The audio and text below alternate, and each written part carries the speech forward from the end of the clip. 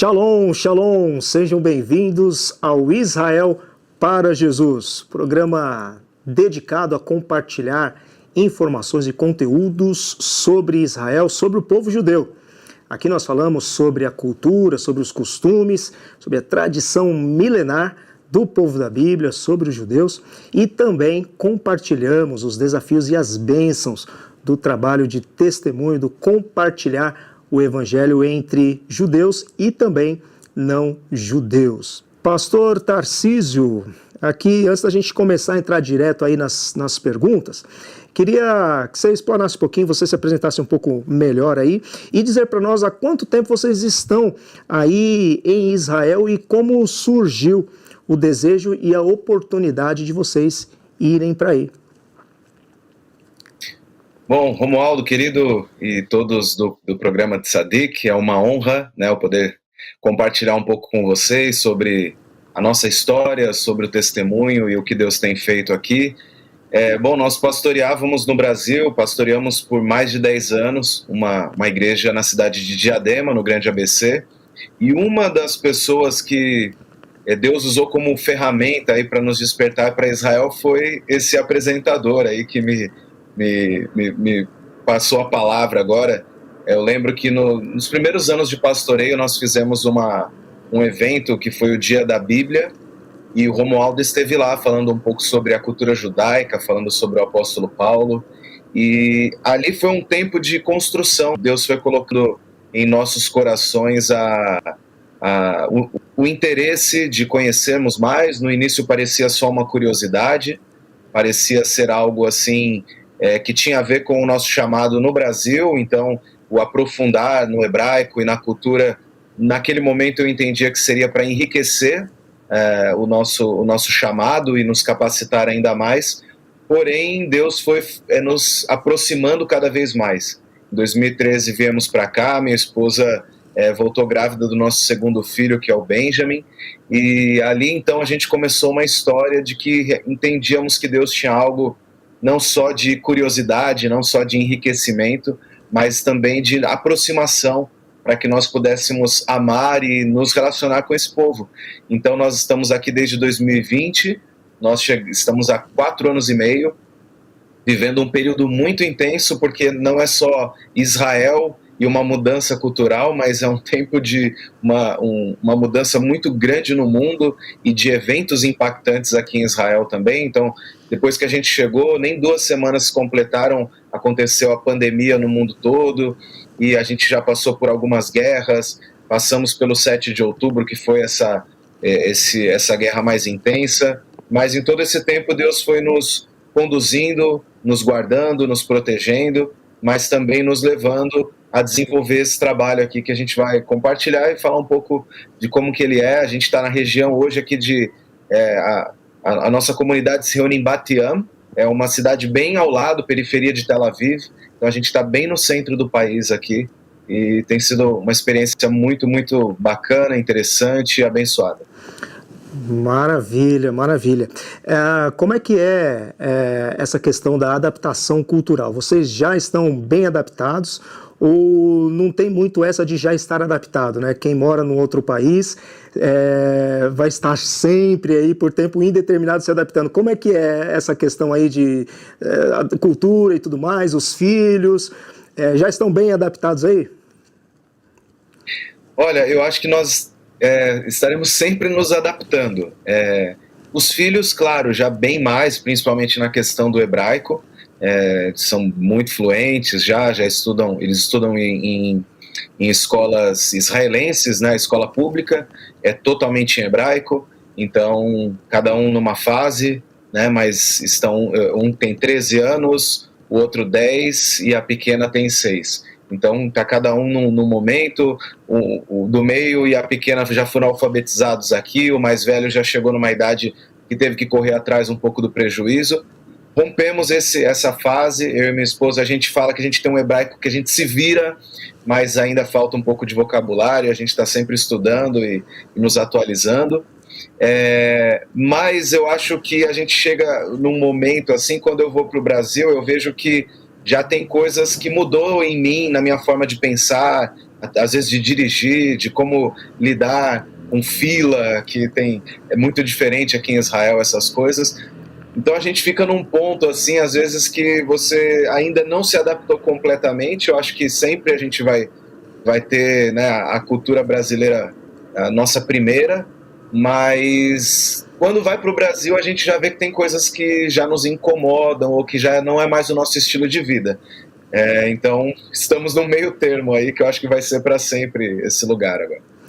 Perfeito.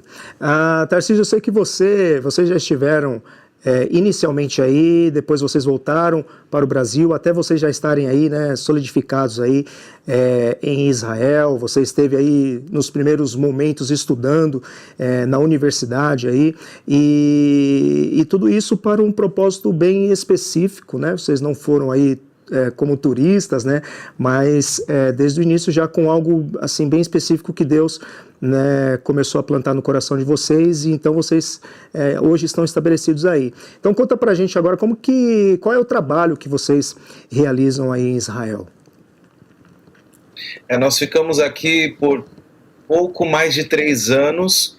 Eu tinha vindo em 2017, fiz um mês de Ulpan, que é o estudo do hebraico, na Universidade Hebraica de Jerusalém. Depois, quando eu voltei, eu fiz mais 2 semestres lá e ingressei numa outra universidade, uma universidade cristã em Jerusalém, chamada Holy Land, e lá eu fiz uma especialização em teologia, voltado para estudos bíblicos, um pouco de arqueologia e teologia também.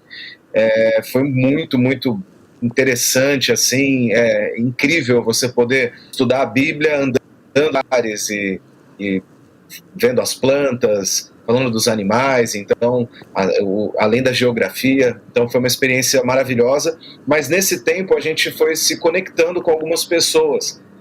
A comunidade de crentes aqui, sejam cristãos internacionais, gentios, como nós, ou judeus messiânicos, é uma comunidade muito pequena, né? Se unir aqui árabes, cristãos, judeus e internacionais, a gente chega a 2% do país.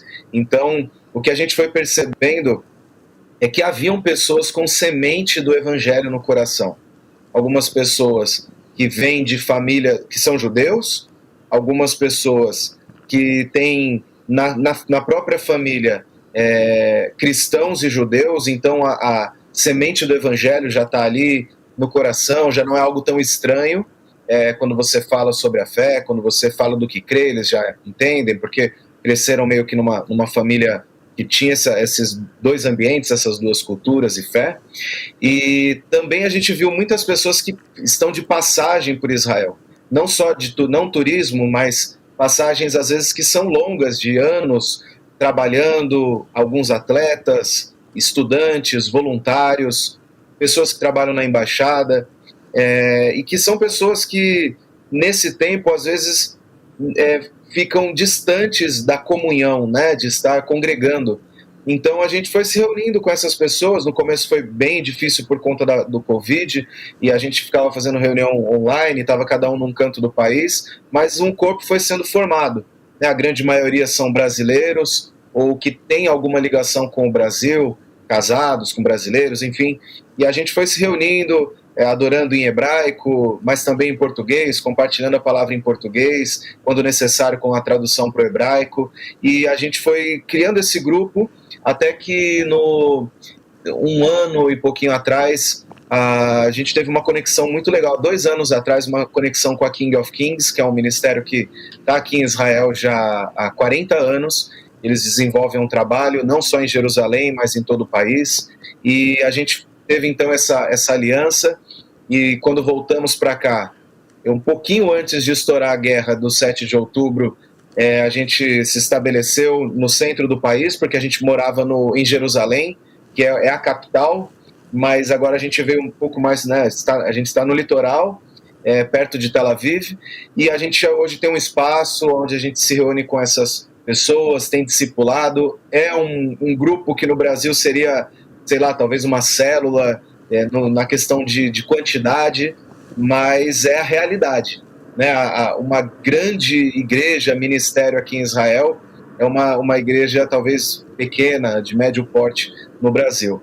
mas a gente vê assim o quanto é valioso, o quanto é importante cada vida para o Senhor, e é nisso que a gente tem se dedicado, não por números, mas por aquilo que Deus tem para fazer. Então tem sido um trabalho de bastante discipulado, de solidificação, e através dessas vidas que são firmadas, alguns que já acreditavam, mas que estavam há muito tempo sem congregar, orando por isto, e Deus foi nos conectando a eles. Eles então conseguem dar um bom testemunho, né, e poder compartilhar um pouco através de atitudes, que aqui é a melhor forma como a gente pode, não que a gente é proibido, aqui não tem isso, você pode falar abertamente sobre a sua fé, mas até por uma questão cultural e de sabedoria, assim, começar um bate-papo, uma conversa sobre a fé, o testemunho é o principal, é o cartão de visita que a gente consegue ter esse relacionamento.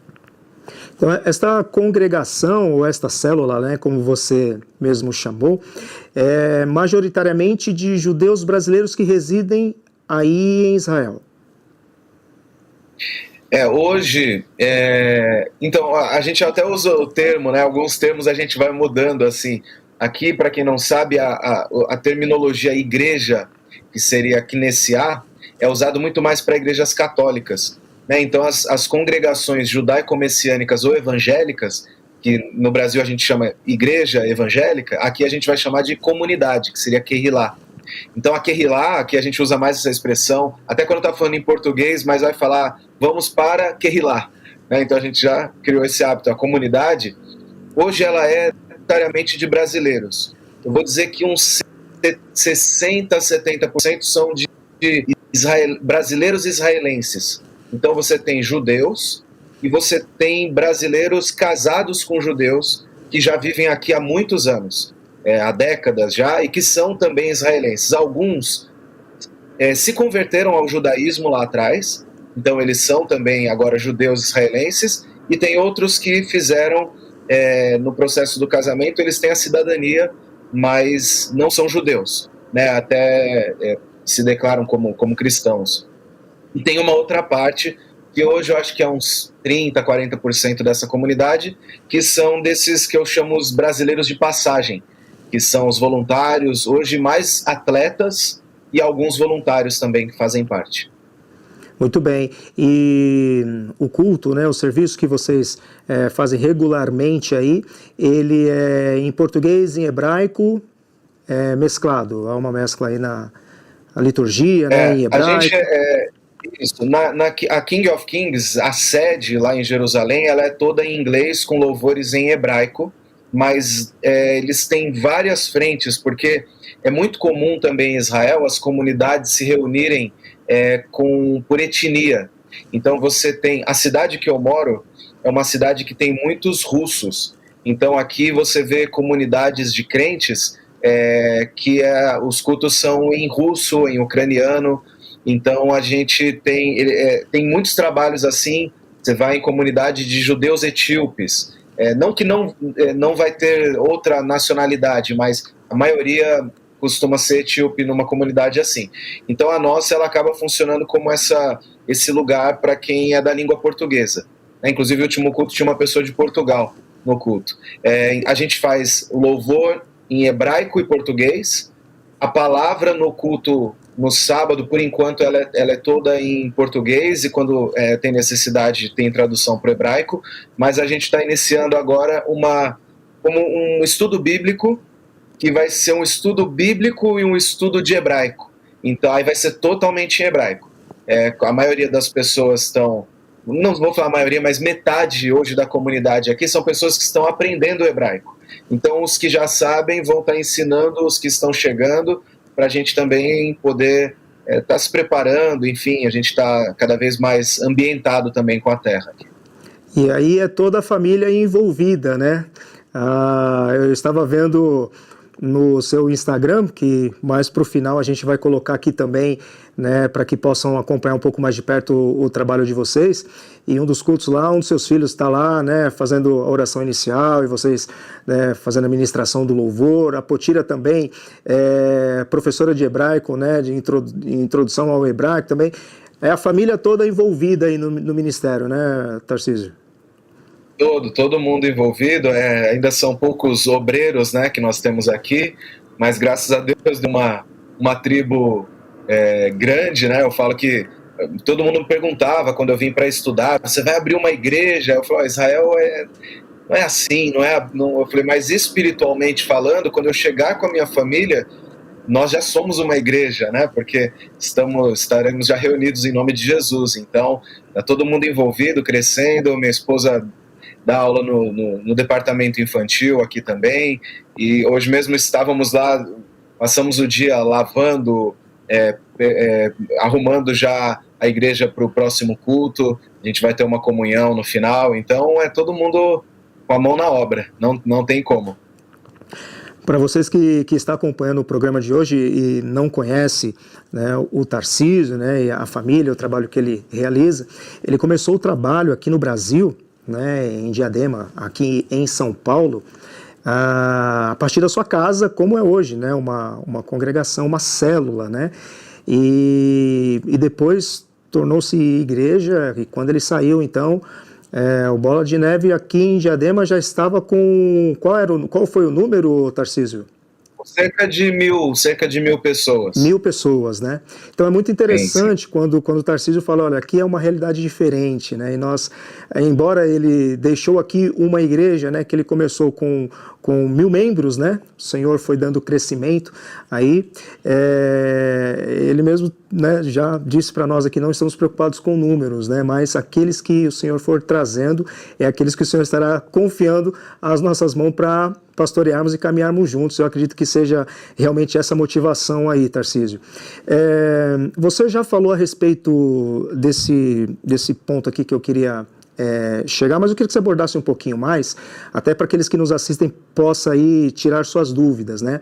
Existem aqueles... Como que é a receptividade do Evangelho em Israel? Tem aqueles que pensam, né? Eu acho que deve ser um país fechado, né?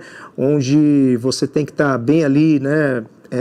Falando meio que de forma mais oculta. Outros já entendem, né, que existe uma certa liberdade. A partir de vocês aí, da experiência de vocês aí, como é que é a receptividade do Evangelho? Vocês terem um local aberto e legalizado para que vocês possam expressar a fé? Como que é essa questão aí em Israel? Eu acho que a nossa experiência de Jerusalém agora, aqui região de Tel Aviv, ela é quase que... Ela mostra meio que parecem dois países diferentes, assim, né? Jerusalém é um lugar com muito mais religiosos. Como que foi a minha experiência e conversas assim com alguns religiosos sobre o que eu acreditava? Eu vejo que há respeito, mas não há muita abertura, assim, no sentido de curiosidade, de querer conversar. É claro que tem casos raros e vão ter pessoas que tiveram experiências. Eu já tive com alguns, assim, de poder me aprofundar mais sobre o que realmente acreditamos. O que eu percebi ali na experiência em Jerusalém é que o entendimento sobre Jesus, ele é muito mais ligado ao que é o cristianismo do que propriamente com o que é Jesus, do que é o Evangelho, do que realmente está escrito. Eu tive conversas incríveis assim com pessoas que tenho amizade até hoje, algumas religiosas, outras não. Muitas pessoas talvez não saibam, né, mas em Israel muitos não são religiosos e até alguns chegam a ser ateus, não creem, né, a questão não é nem Jesus, é em Deus Pai, né, eles não acreditam. Então, assim, existem diálogos profundos, conversas, há perguntas, mas o que eu percebo é que não funciona, ou pelo menos na experiência que eu tive, o tipo de aproximação e de abordagem que a gente está acostumado no Brasil. E aí a gente vê que não só Israel, mas boa parte do mundo não tem a cultura cristã. Então, quando você evangeliza alguém no Brasil, essa pessoa já nasceu num lar cristão. Ou ela é católica, ou evangélica, ou ela tem o evangelho fluindo ali na televisão da casa dela. Não é a realidade de Israel. Embora Yeshua, né, Jesus, nasceu aqui, viveu aqui e pregou só aqui, e a partir dos apóstolos, principalmente Paulo, o evangelho começa a romper fronteiras, ainda assim, aqui o que é conhecido sobre Jesus é muito sobre, eu acho que o termo seria cristandade, assim, seria o que foi Roma, o que foi a Reforma, e aí onde em alguns diálogos eu me deparei com a dor que alguns têm em relação a alguns, vamos dizer assim, algumas contratempos que aconteceram históricos de cristãos e de judeus, ou do cristianismo e do judaísmo, desde a Inquisição, do nazismo. Então, quando você tem conversas sinceras e a pessoa vê que você está ali, na verdade, porque quem vai convencer é Deus, é o Espírito Santo, mas você está ali falando da sua fé e respondendo também dúvidas que a pessoa tem e também aprendendo coisas que você queira aprender, essa conversa vai fluir, há muito respeito, mas quando ela se aprofunda um pouco mais, sempre cai num ponto, ou na maioria das vezes no ponto da dor. Tá, você está me falando que ele é o Messias, mas se ele é o Messias, e aí vem porque aconteceu isto, e os meus antepassados passaram por isso, e foi em nome dele e tal. Então, esse é um ponto que muitas vezes acontece, em conversas eu já tive experiências assim. A região de Tel Aviv, onde nós estamos hoje, tem menos religiosos, as pessoas então elas têm uma mentalidade um pouco mais aberta, mas mais aberta não necessariamente para confessar ou para abraçar a fé, às vezes é mais aberta naquela pluralidade de pensamentos, é muito legal, eu respeito, mas você é cristão, e aí alguns, né, os judeus que não creem, eles falam, eu sou judeu, e alguns ainda que não pratiquem a religião, eles vão ter a cultura, e aí Jesus em algum momento vai ser um problema ali de aceitação nisso. Então alguns falam, não, mas ele era judeu também, é legal isso, e a gente fala um pouco do nosso trabalho, porque junto com a King of Kings também a gente desenvolve um trabalho contra o antissemitismo, conscientizando. A gente começou isso no Bola de Neve também, com um trabalho que a gente chamava de Aliados a Israel, que era trazer essa conscientização sobre o antissemitismo cristão histórico, para que a gente não cometesse isso de novo, também não caíssemos num ponto de idolatria por Israel. Então, quando a gente fala o que nós fazemos aqui, como desenvolve, eles acham bacana, eles acham legal, eles respeitam. Nós estamos bem perto também de Iafo, que é um bairro antigo de Tel Aviv, e ali tem uma convivência de muçulmanos, cristãos e judeus. Então, não é algo tão estranho falar que somos cristãos aqui. Mas dependendo do nível, por exemplo, nas escolas que meus filhos estudam, o meu mais velho, que já declara mais no que ele crê, ele é um ser meio estranho ali por acreditar. Então, em dúvidas, você crê em Jesus, então você não crê em Deus, vocês creem em 3 deuses, já me perguntaram isso algumas vezes. Então são dúvidas que vão surgindo, e quando a gente vai tendo a oportunidade, a gente vai podendo compartilhar um pouco sobre a fé também. Muito bem, muito bem. Essas questões aí são bem esclarecedoras, né? Porque contextualiza bem como que é um cristão vivendo em Israel e os desafios aí, né? Nesses minutos finais aqui, qual seria aí o maior desafio que vocês têm aí do trabalho que vocês realizam e vivendo aí em Israel? Bom, um dos grandes, talvez eu vou falar logo do maior, assim, é o maior motivo de oração. Glória a Deus que de algumas décadas para cá a história do antissemitismo ela tem sido substituída por um amor, né? Hoje é reconhecido, não vou falar que por todos, mas pela maioria, de que os cristãos do mundo amam e apoiam Israel e que entendem a importância do povo retornar para cá, né? Ligamos isso também a profecias bíblicas, mas eu acredito que a gente não pode cair no ponto da idolatria e entender que a maior oração que nós podemos fazer por Israel é a salvação de Israel. Né? A gente cita muito Romanos 9, 10 e 11, e no versículo 1 do capítulo 10, Paulo ele fala: a boa vontade do meu coração e a minha súplica a Deus a favor deles são para que sejam salvos. Então, essa tem que ser a oração. A gente sabe que Deus tem um relógio, uma maneira de trabalhar, e que com Israel é uma nação que já está prescrito como isso vai acontecer, mas nós precisamos entender que mais do que eventos, existem vidas. Eu vi que quando aconteceu o 7 de outubro, muitos pastores já correram e começaram a fazer lives falando do Apocalipse, é o Gog e Magog, não é? Anticristo, então, desde que eu estou aqui, é o que eu mais escuto, perguntas sobre isso. Eu creio que a igreja precisa despertar e entender que existem vidas aqui. Mas Israel vai ser salvo no final, na volta. Mas a gente precisa entender que tem pessoas morrendo agora. Algumas morrendo na guerra, outros morrendo de doenças. É um país que tem um povo como todos os povos, que passa pelas mesmas lutas que as nações da terra têm enfrentado. Então é um povo que carece da oração pela salvação, como todos os povos da terra. Então eu acho que esse é o que nós mais precisamos, da oração da igreja por isto, para que todo Israel seja salvo. Um outro grande desafio é o desafio do custo de vida, né? A gente desenvolveu algumas ferramentas para levantarmos recursos, para nos mantermos aqui. Temos uma plataforma de estudos, materiais que a gente criou, uma loja virtual, em alguns eventos no Brasil a gente divulga, vende também, que é uma forma da gente estar levantando mantenedores também, para que a gente continue aqui desenvolvendo aquilo que Deus nos chamou a fazer. Então, eu creio que são duas coisas importantes para que as pessoas orassem, porque existe não só pedra histórica, mas existem pedras vivas aqui em Israel.